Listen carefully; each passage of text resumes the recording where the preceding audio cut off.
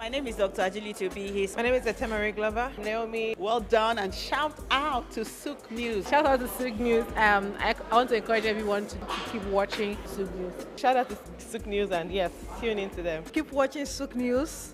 They are one in town. Hey, we're watching SOUQ News. Keep watching SOUQ News. Keep watching SOUQ News. Catch them on YouTube and all social media channels. Hey, my name is Frank Edo. Tafawa Balewa Square, TBS. Tafawa Balewa Square was initially used as a horsing ground called Lagos Race Course. The edifice was constructed by General Yakubu Gowon in 1972 and named after Nigeria's first Prime Minister, Sir Tafawa Balewa. Tafawa Balewa Square is located at 45/57 Mase Bangboshe Street on Lagos Island, Lagos, and referred to as TBS. TBS is a 50,000-seater capacity venue and houses the Remembrance Arcade, the 26-story Independence House, which at a time was the country's tallest building. When Lagos served as the country's seat of government, the National Assembly Complex was within the TBS. Also in the square are the National Broadcasting Commission Office, the Nigerian Hydrological Services Agency Office, shopping centers, travel agencies, restaurants, car parking lots, and a bus terminal.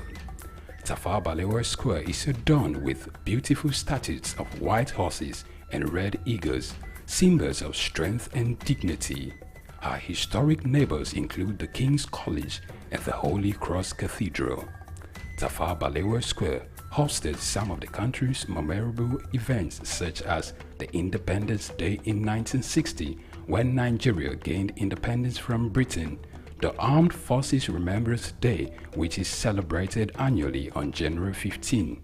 The edifice is a national cultural asset. Tafawa Balewa Square, SOUQ Enlightenment. The Three Wise Men. Iconic sculptures and statues adorn major metropolitan cities of the world.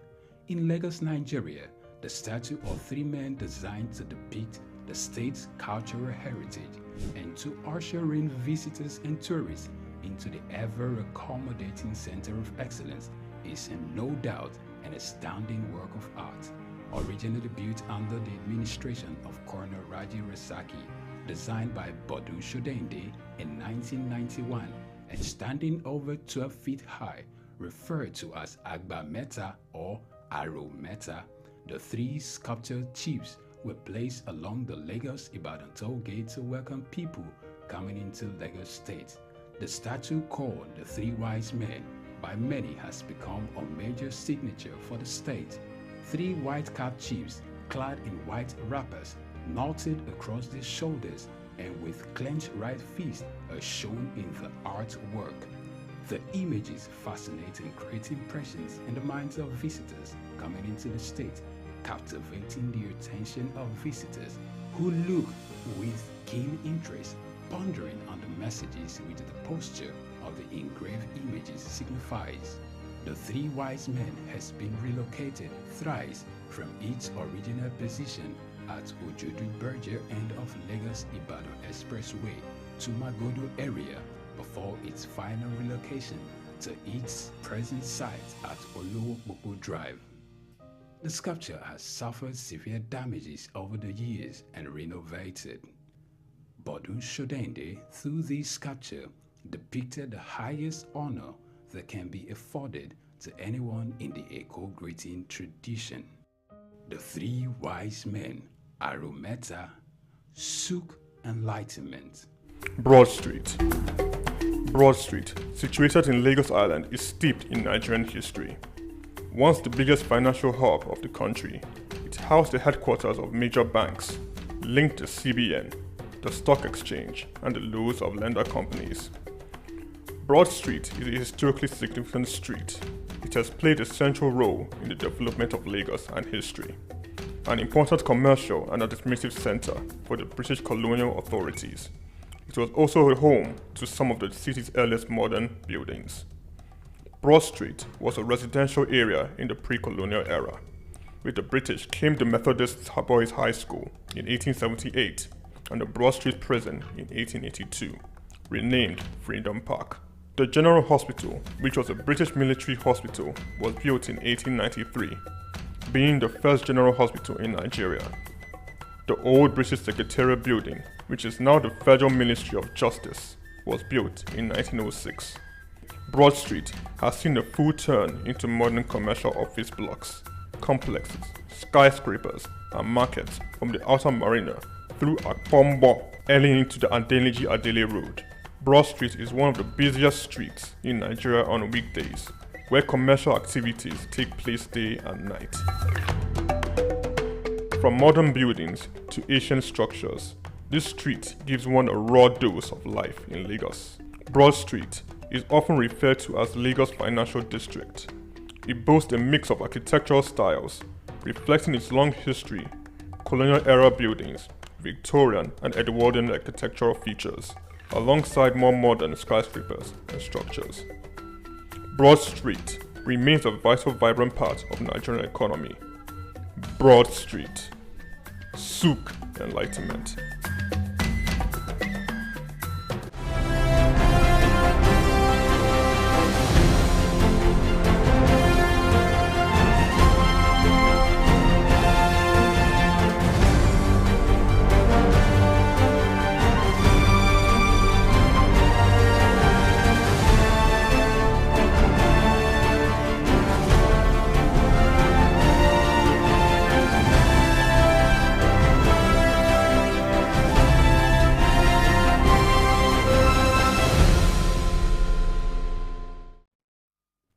Hello and welcome to SOUQ Pulse. We are here again and it's always an interesting time to be on this side knowing fully well that you're there and you've logged in, you're waiting and you're part of this conversation. It's still SOUQ News and we are all about positive programming.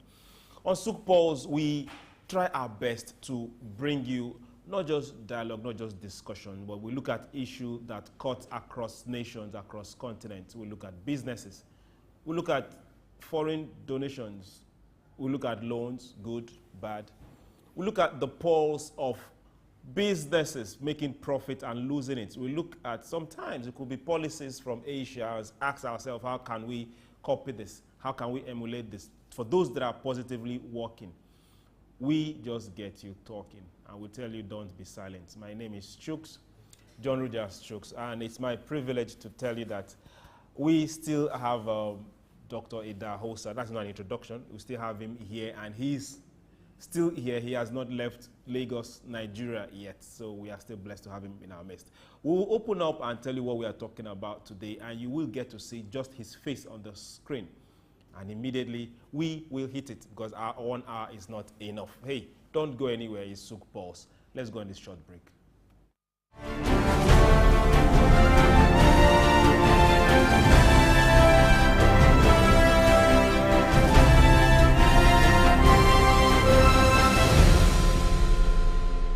I'm okay. My name is Raymond Bola Brown. Hi, my name is Fred Amata, and you are on to SOUQ News. If you are watching this channel for the first time, make sure you continue to watch it, because this is SOUQ News. Shout out to SOUQ News. Actually, I don't know. I really enjoyed the little moment I spent with you, and I think with more of this. SOUQ News. Here's the SOUQ News, who had the courage to transcend a locked off camera and actually have a conversation with a human being. It's a pleasure, SOUQ News. Thank you very much.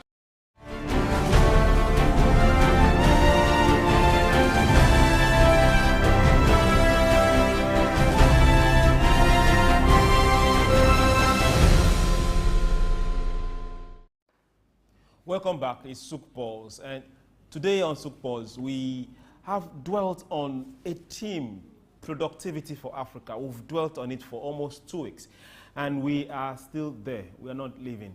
Today on SOUQ Pulse, we are looking at power generation. Not just power generation, sufficient power generation for Africa. And we're asking this direct question. Who is stopping us? What is stopping us? Now, let's look at it from this particular point of view. If we say we need to be productive, then that means we need to come out and compete. As we speak right now, Africa exports manufactured goods, just 1.9% of what is happening outside this continent. We import 64% of same manufactured goods. I don't know if this particular thing is making sense. That means if we come in monetary terms, we are spending well over 29 billion yearly trying to service those generators. Yes. Those factories that don't have power. Yes. This is what it's costing us yearly. And we wake up and say that Africa is poor. Who is stopping us? If we need to get productive, then we need power. It's directly proportional. Nobody can tell us otherwise. So, hey, I'm bringing not just our guest, our in-house analyst, and a learned, no, he's not a colleague, a learned boss of ours. Sir, you're welcome. You're still welcome, sir. Good afternoon. Don't think about it too much. The money kind of it's nice to be your colleague. No. Yes. Now, sir, let's go straight to the first question is coming from our topic. We are looking at how can we generate sufficient power, and the topic is asking us who exactly is stopping us. What is stopping us? Well, I don't know. Some few years ago, I was with a friend of mine in the UAE, and we were having this conversation. And I think it was one of those election circles, and he said to me that since he was a boy, he has always heard that Nigerian politicians can pay with three things. I will give you road, I will give you water, and electricity. And he said perhaps that if these problems are fixed, the politicians will not have anything to campaign with. Probably that's why we are where we are. Okay, but these politicians are just politicians. We will put names to them very soon. Will you? Okay. Now, we are looking at it from this particular perspective. Over 680 million Africans have no direct, when I mean direct, have no direct connection to any form of national grid. That number is staggering. That means 40% of Africans don't have direct connection to the national grid. Now, let's now leave individuals alone and now come to small-scale industries. The big ones, the small ones, the barber by the corner shop, the hair salon, the person trying to make or manufacture some groceries, some juice for you to take. This is the local things that we get to consume. Before now start talking about the one that needs machinery to make bolts, nuts, your lubricants. We're now talking about, what about the guy that needs to make tire, foam? A lot of these particular industries are folding up across Africa, not because they want to fold. Some of them cannot afford the cost of power. If we come to West Africa, some leave a country and go to the next where they have access to cheap, affordable power. Now, where can Africa start competing? Because whether we like it or not, as we stay on this show, is a race. Yeah. And everyone is running. So now let's go back, taking Nigeria as an example. Between 1999 and 2024, we have spent well over 27 billion from government coffers. Dollars, so yes, dollars. Yes, so that we can, so that Nigeria can hear it well. If it is 28 billion naira, it would not be. It's just small change. But we've done well over 28 billion and in dollars. In dollars, so trying to get this same thing that is elusive. Oh yes, electric power. Oh yes, and why? Where is the electric power? It's obvious that there's no electricity as we speak. We are still trying to grapple with a whole lot of issues, and I think from my own perspective, it's the political will of those who have the mandate to govern over the years that really do not do things very well. Over the years, Nigerian leaders especially beginning from the Obasanjo regime in 1999, had legitimized corruption, so to speak. Because the whole argument around privatization was the fact that we don't have human beings who work in government that could do things well. And the government has no courage, first and foremost, to sanitize the system before handing it over to private owners. And so what we did was sell out and give to people.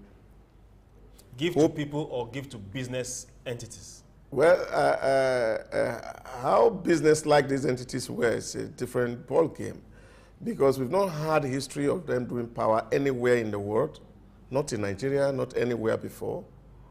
So for somebody to come to play in an industry, at least he should have at least the remotest of ideas of what to do.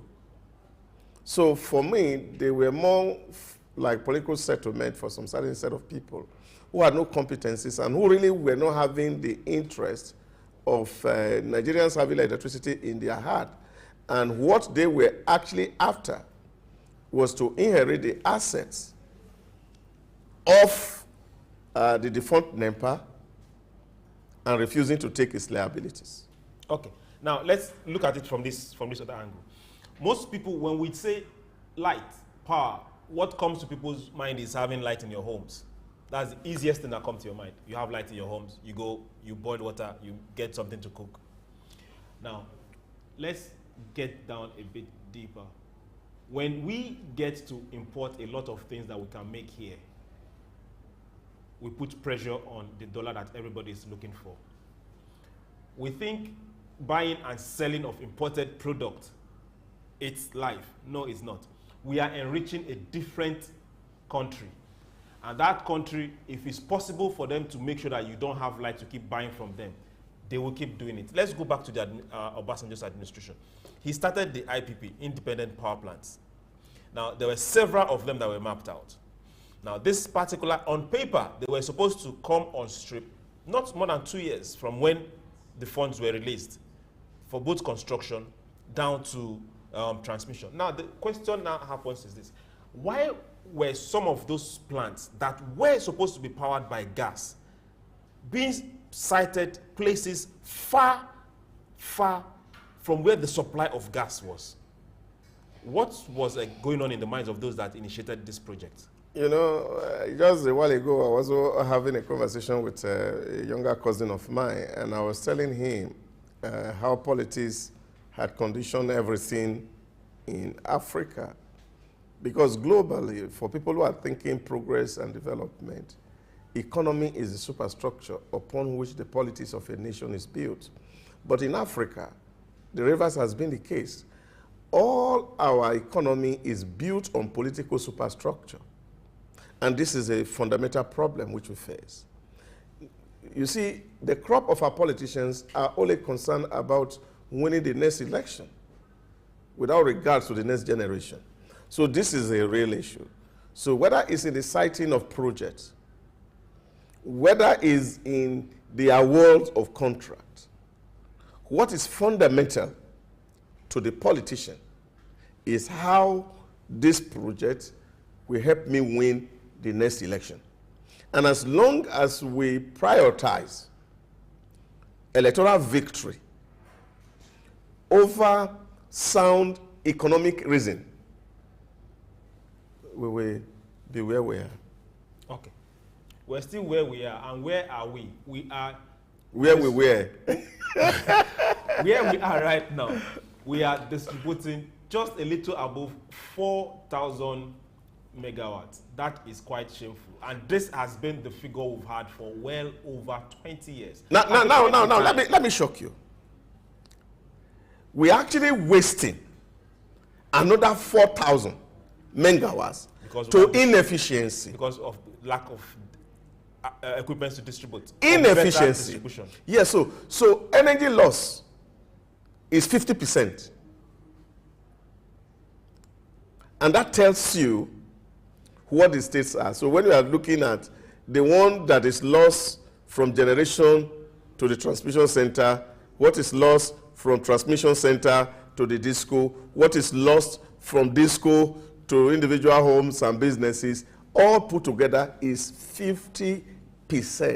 Huge waste. Okay, that's sad. And this particular figure of distribution, we've had it for well over 10 years. Getting up to 20 years. And that is sad. As sad as sad. Now, on paper, we need well above 30,000 megawatts. So each time we look at these figures, you feel like sitting down and asking yourself, how did we get here? Now, the question is this. The administration after Obasanjo administration, Yar'Adua came, Jonathan came.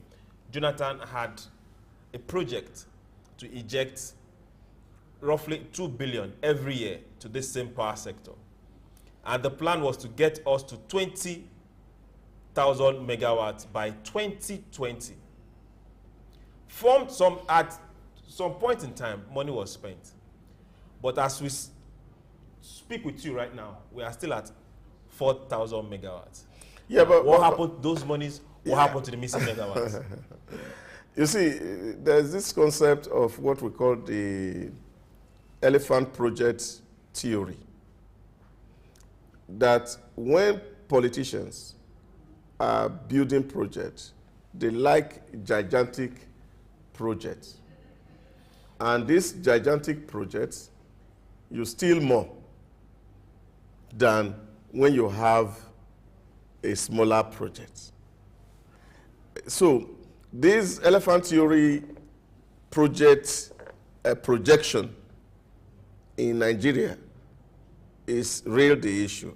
But let me give you a conversation we had some years ago. We were doing a training in, again, UAE. And one of our facilitators said, just imagine what will happen as we are in the city of Dubai now, and electricity goes off for 5 minutes. Just 5 minutes? He said, just imagine. Only 5 minutes? Yes, because the entire nation is run on conveyor belts, up and down, underground. Okay. There are businesses that are happening underground. Now, you will be in the ground market and you are seeing high skyscrapers on top of market where you are moving under. Now, he's saying, if there's a 1 minute blink of light, a lot of people will be trapped and people will die. And he said the UAE government is thinking that once there's a power outage, what is going to happen? People will die. Now, between 2009 and 2015, UAE has done 2 different power projects. In short, it was shocking that in 2011, they were doing a certain project. It was this solar project. On the same day, Nigerians signed a project to deliver some solar, which was far less than what UAE was going to deliver. UAE signed the same contract.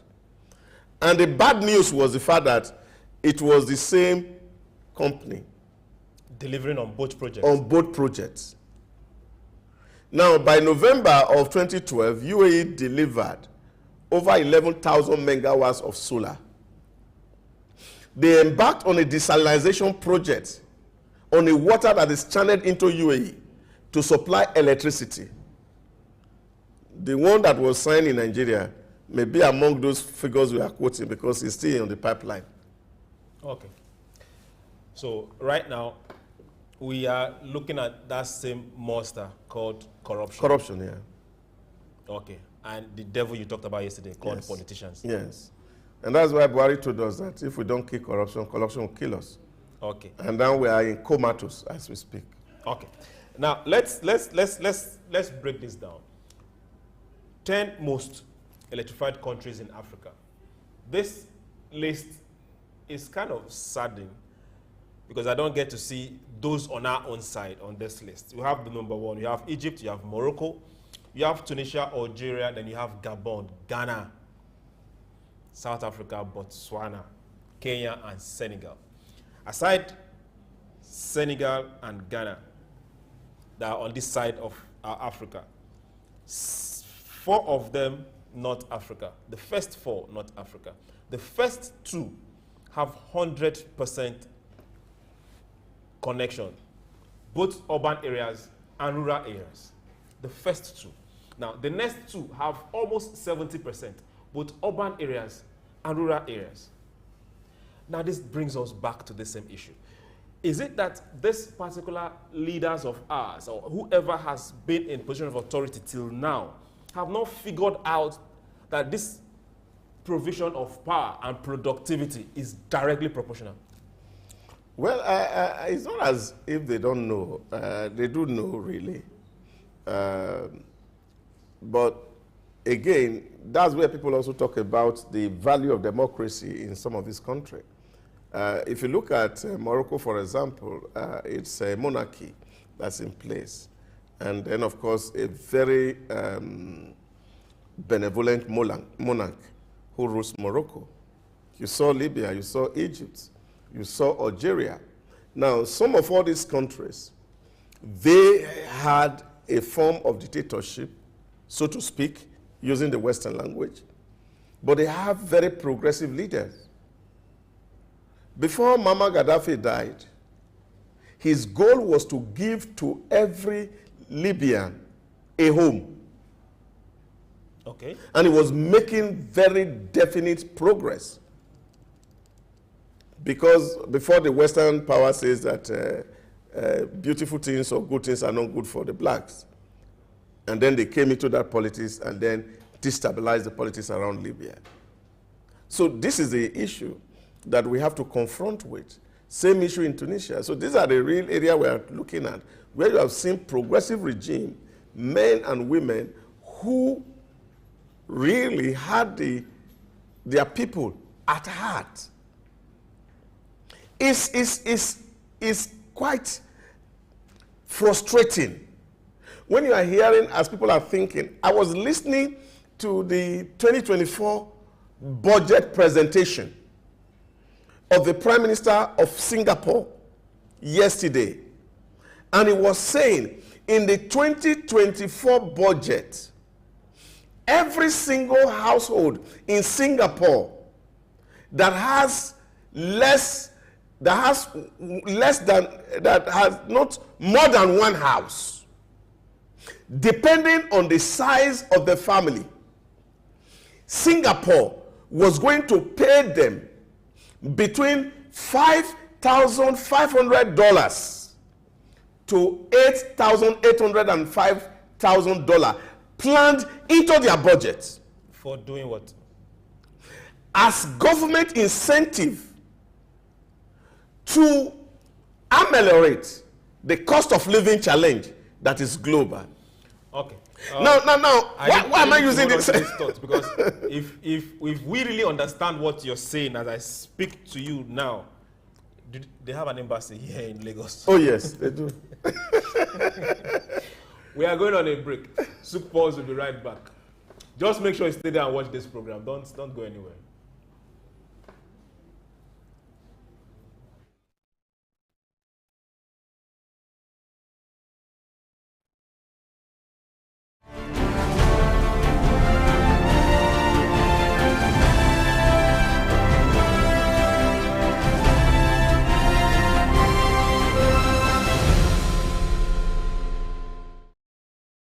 Lateef Jakande. Born Lateef Kayode Jakande in the Ekpetedo area of Lagos Island, Lagos State on July 1929. He studied at the Lagos Public School at Enowa, Lagos Island, then at Bonham Memorial Methodist School, Port Harcourt, King's College, enrolled at Ilesha Grammar School, where he edited a literary paper called The Quarterly Mirror. Jakande began a career in journalism in 1949 with the Daily Service and joined the Nigerian Tribune in 1953. The owner, Chief Obafemi Awolowo, appointed Jakande editor-in-chief of the Tribune in 1956. Jakande established John West Publications in 1975 after leaving Tribune and began to publish the Lagos News. He served as the first president of the Newspaper Proprietors Association of Nigeria, NPAN. Jakande ran for election as Executive Governor of Lagos State in 1979 on the Unity Party of Nigeria platform. His administration was effective and open and implemented the cardinal policies of his party. He introduced housing and educational programs targeting the poor, building new neighborhood primary and secondary schools, and providing free primary and secondary education. He gave poor people's children education, and many of them are now very prominent in the society today. Jakande established the Lagos State University and constructed over 30,000 housing units. After the military takeover in 1983, Jakande was charged, prosecuted, and convicted of treason and later pardoned. He served as Minister of Works under the Sani Abacha military regime. He died in Lagos on February 11, 2021. Lateef Jakande was the first civilian governor of Lagos State. Lateef Kayode Jakande, SOUQ Enlightenment. My name is Dr. Agility Obi. My name is Etemari Glover. Naomi. Well done, and shout out to SOUQ News. Shout out to SOUQ News. I want to encourage everyone to keep watching SOUQ News. Shout out to SOUQ News, and yes, tune into them. Keep watching SOUQ News. They are one in town. Hey, we're watching SOUQ News. Keep watching SOUQ News. Keep watching SOUQ News. Catch them on YouTube and all social media channels. Hey, my name is Frank Edowo, and I'm imploring you. No, forget that. I am forcing you, coercing you to always stay tuned to SOUQ News for your news requirements.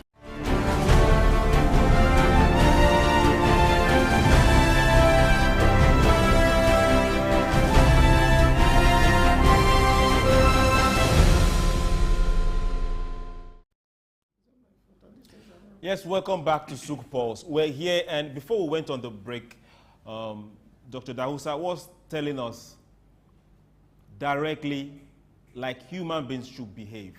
If you love and have your people as the real reason why you want to be a leader, then you will do things to work. If you have plans to make sure that your government, your nation, becomes productive and not go into any form of recession or issue, then you have to make sure power works. Let's go back to the issue in South Africa. Now, South Africa generates well above 50,000 megawatts. Now, they have a lot of industries that service are locked onto the national grid. But in recent years, they've been having serious problem. As we speak on daily basis, there are blackouts, power cuts in this particular African nation. This now brings us back to the same issue. Where are we getting it wrong? Before now start pointing and start pulling out direct issues, where are we getting it wrong? If they could do it and get to this particular place, where are we getting it wrong? You know, I think the problem with Africa, generally speaking, is even understanding the fundamentals of what government should be, or what role that government should play in the life of people. If I understand my elementary politics 101, government is an arbiter. Government is an arbiter between the strong and the weak, the poor and the rich. And so the role of government really is regulatory, and to see how you create the ecosystem that enable businesses to prosper so that the poor are not exploited. Now, what governments in Africa have done over the years is crucifying businesses on the altar of political expediency. This is a problem.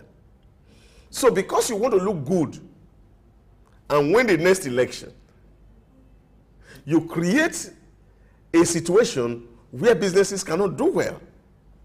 And that's what we are facing. And that's why it saddens me when I see our political leaders traveling abroad and say they want to go and galvanize foreign direct investment. Who will invest in an environment where you don't have manpower, you don't have sufficient energy,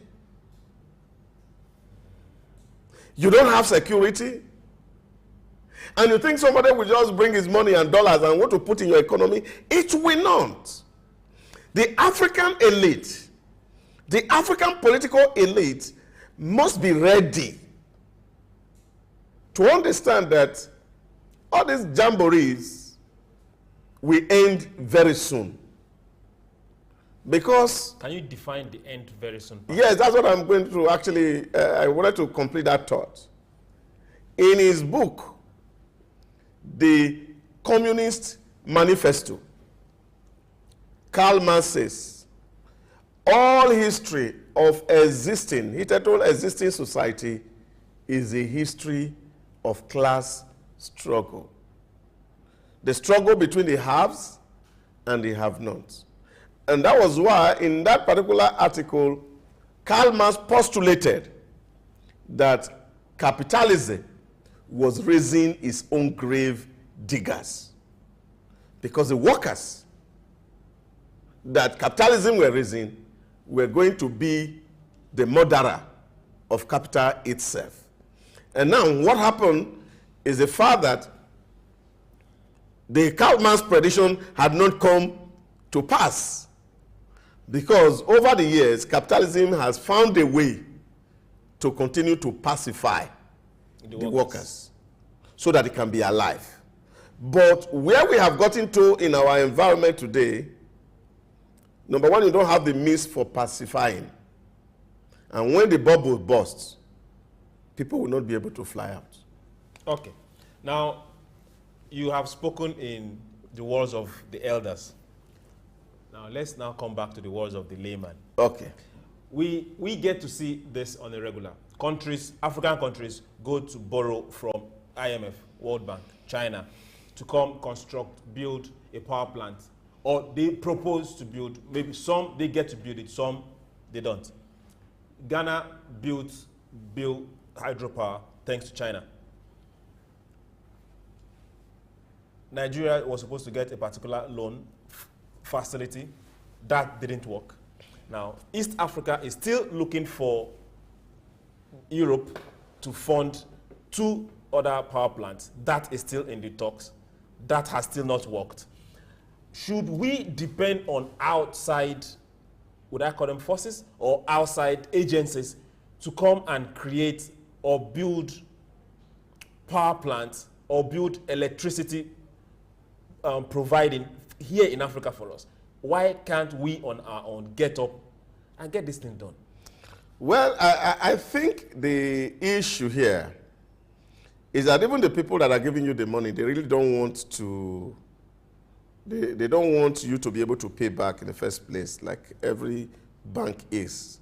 Whether they are commercial bank, they don't give loan with the intention that you are able to return, because what is important to them is the collateral that you have deposited with them. It's much more important than the loan, because the value of the collateral is almost 180% compared to what you are taking. So they will prefer to take the collateral than allow you to pay. And that, of course, is a business strategy for banks.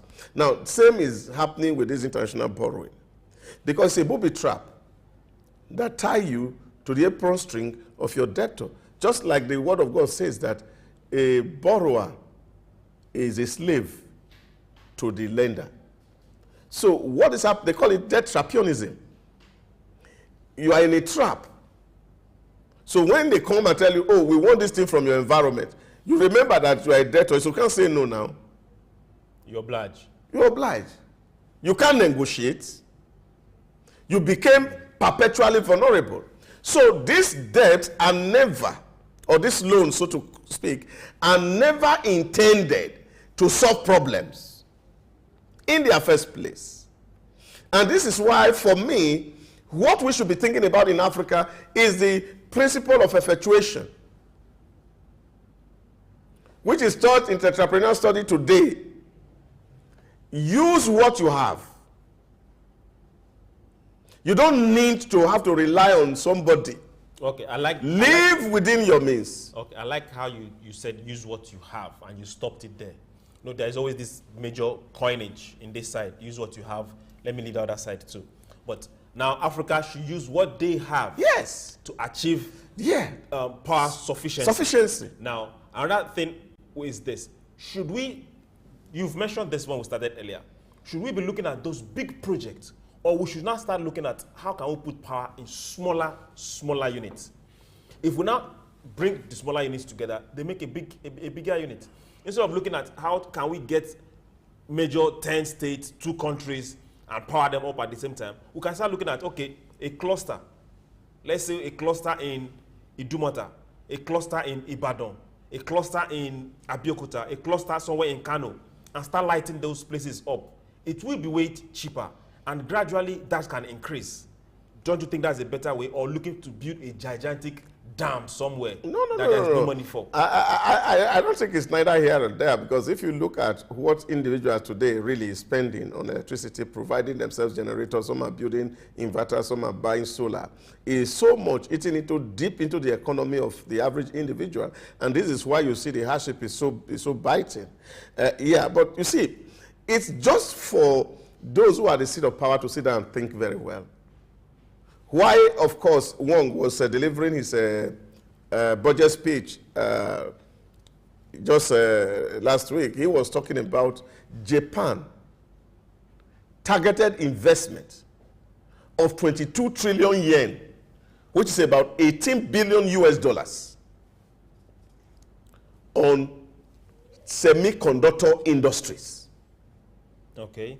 So the emphasis here is that Japan want to play in that sector. And so they are prioritizing that sector. That is the way to work. When I teach, I usually tell people using the analogy of a piece of cake. And I said, you see, you have to slice this cake for 11 people. And every time people try that exercise, they end up getting 8, 11. And I said to them, why are we getting 8 or 11? And I said the problem really here is because we are always focused on equality. And most of the time, equality breeds injustice. And that's what African has been living with the mentality of creating equality. Now, if you want justice, you don't need to focus on equality. You have to focus on equity. Because someone needs it more than you. Yes, of the principle of proportionality. So I'm looking at what should we prioritize as a nation. Just imagine that the Tinubu administration is saying, well, please, as you give me 2 years, you can be on strike until I finish. Please, I want to prioritize and I want to give Nigeria electricity. It will be on record that during his regime, he solved the electricity problem. No, but you shouldn't try that. No, he should try it. As to go on, they should shut down university for 2. Okay, you're just giving an example. In short, as a matter of fact, I mean it. Because even the graduate that has been produced so far, there's no place to absorb them. So it will be better not producing at all.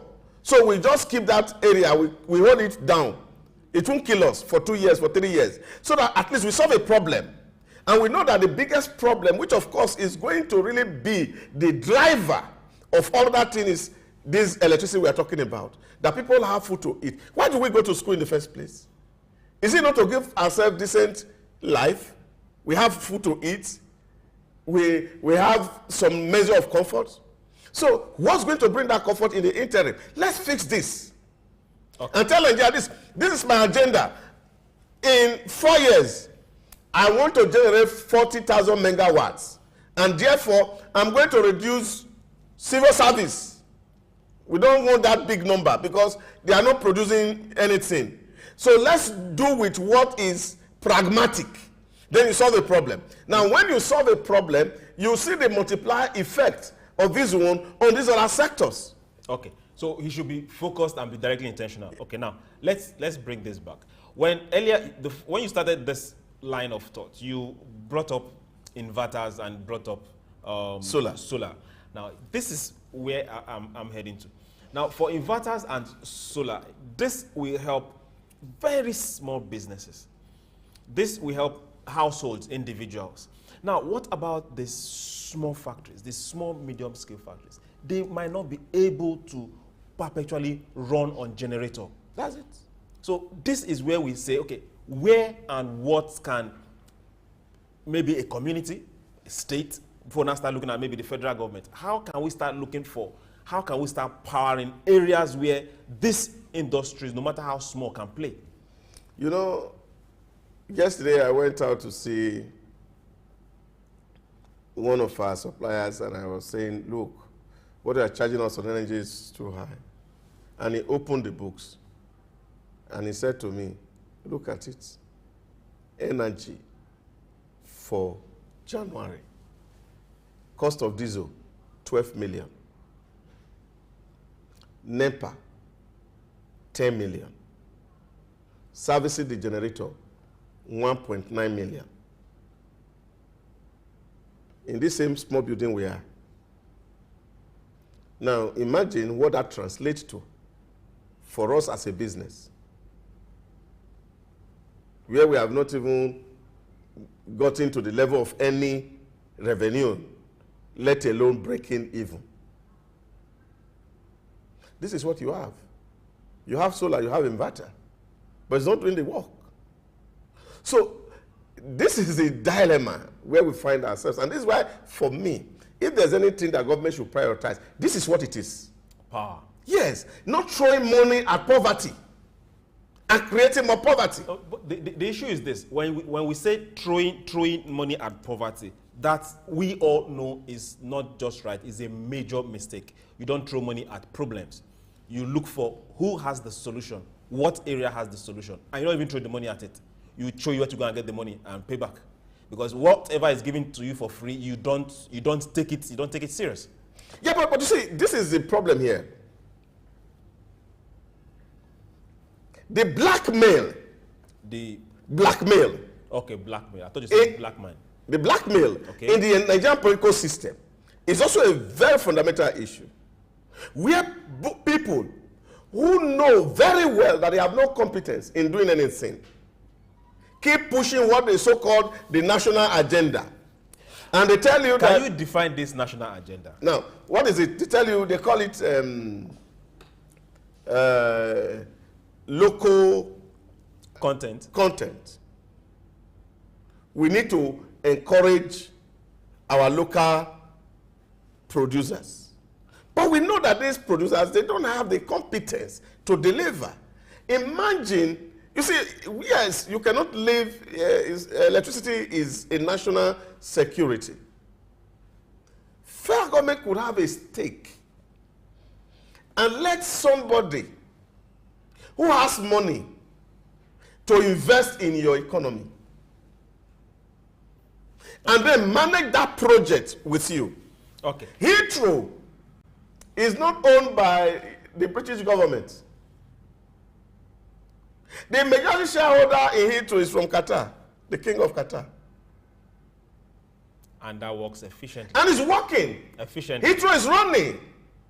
It's adding beauty and color to the United Kingdom. So this is it's not based on monthly salary. Whether it works or not, salary will come. Yeah, this is what it is.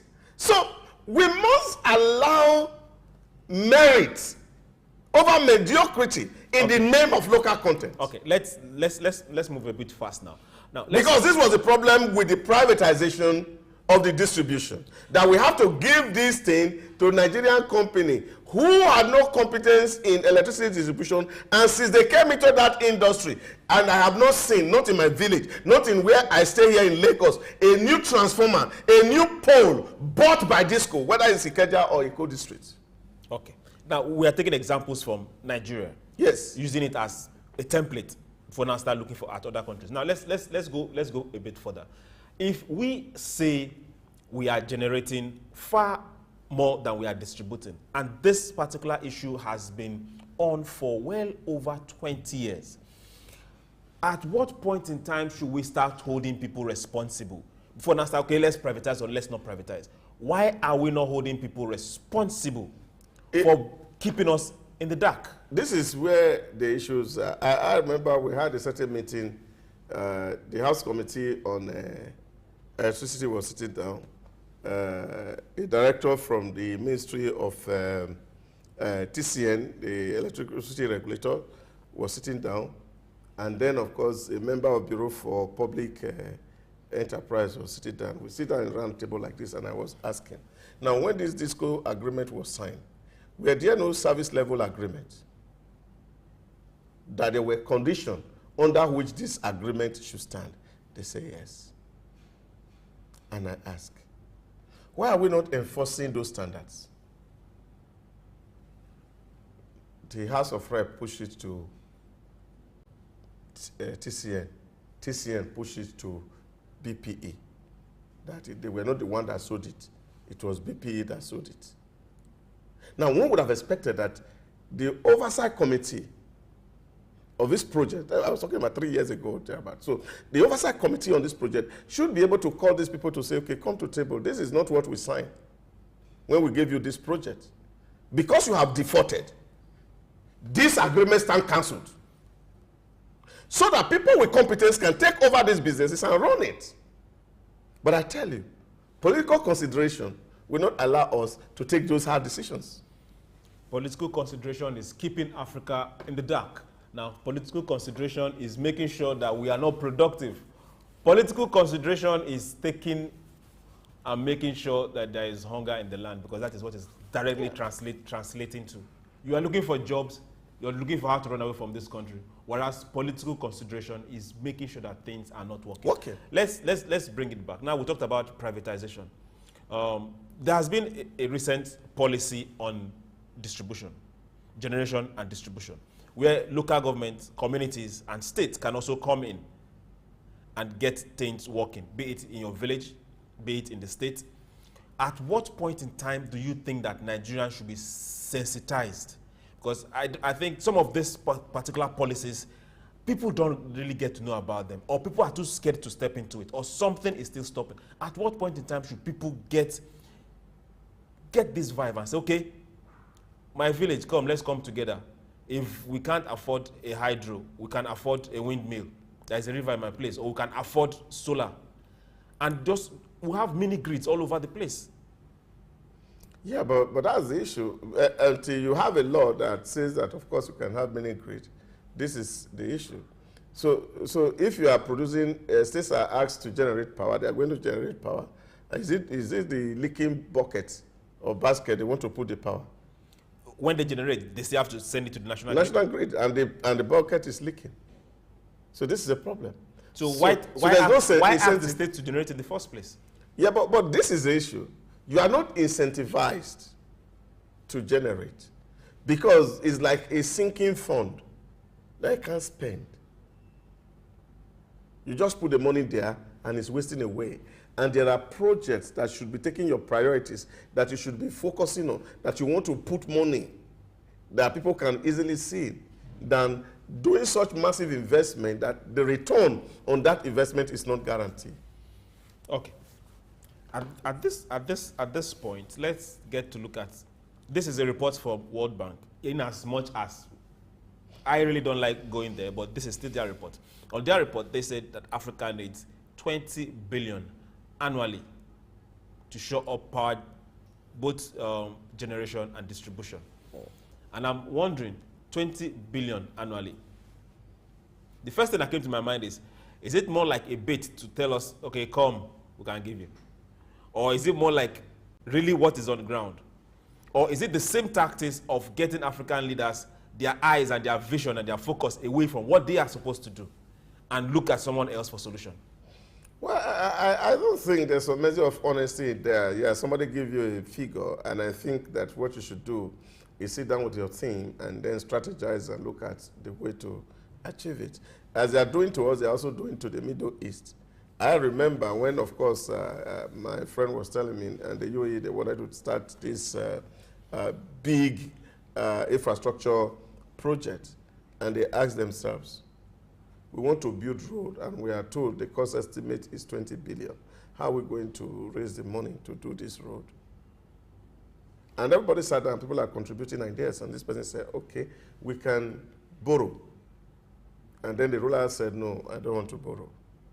Okay, we can do PPP. And say, oh, PPP project is cheating. You can't imagine somebody get on a PPP in your state and then in 32 years, that project is running and the nation is losing. So that one is not good. Grant, and then who is going to send the grant? Is there no other options? And they came with an option. It's called in the UAE today the Project SOUQ. SOUQ in Arab means clean road.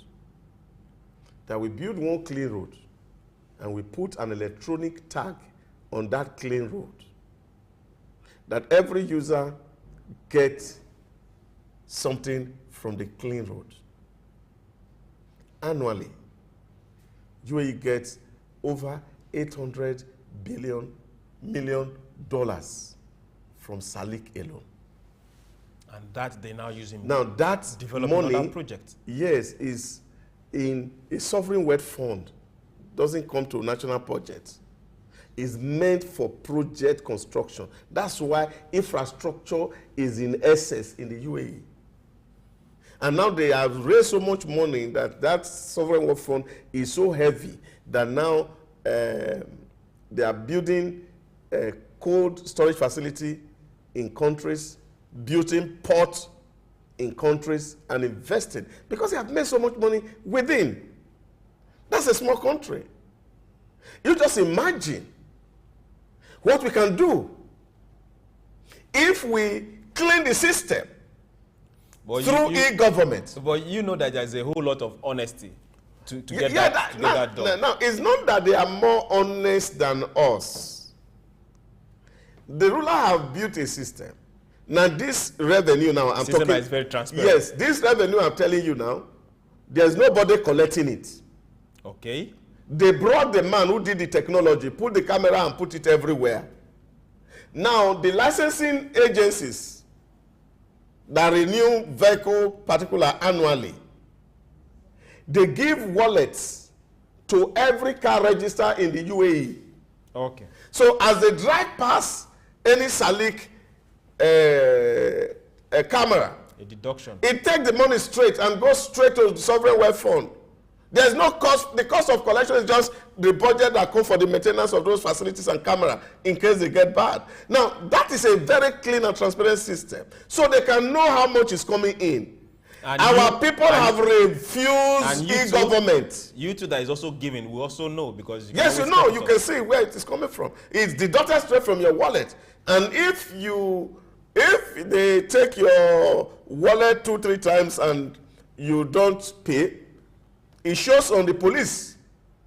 And the police come to your house. Okay.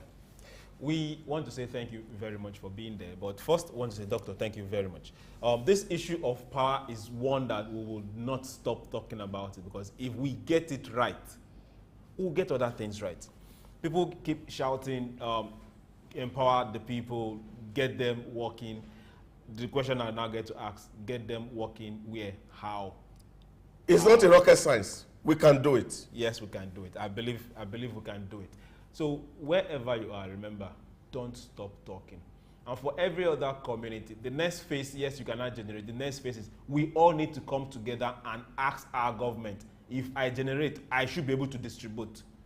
Both those that are representing us, wherever part of, for Nigeria, I'm talking to you, let us generate, let's distribute. So let's talk about it. Tell you those in the National Assembly. Push that to your governors. Let us generate, let us distribute. The markets can take care of themselves. Clusters can take care of themselves. We can't all keep waiting and depending on national grid, or waiting and depending on some discos that we know that this particular discos, they are not there for you, they're there for their personal business, and it's not working. This is SOUQ Pulse, and we'll say thank you for being there. Thank you very much, sir. We'll see you again tomorrow on Thursday. And the beautiful thing for tomorrow, Thursday, let me let the card out of the bag. We'll be having ladies in the studio. So tomorrow I'll tell you what the topic is. Say, hey, look up to it. Thank you very much.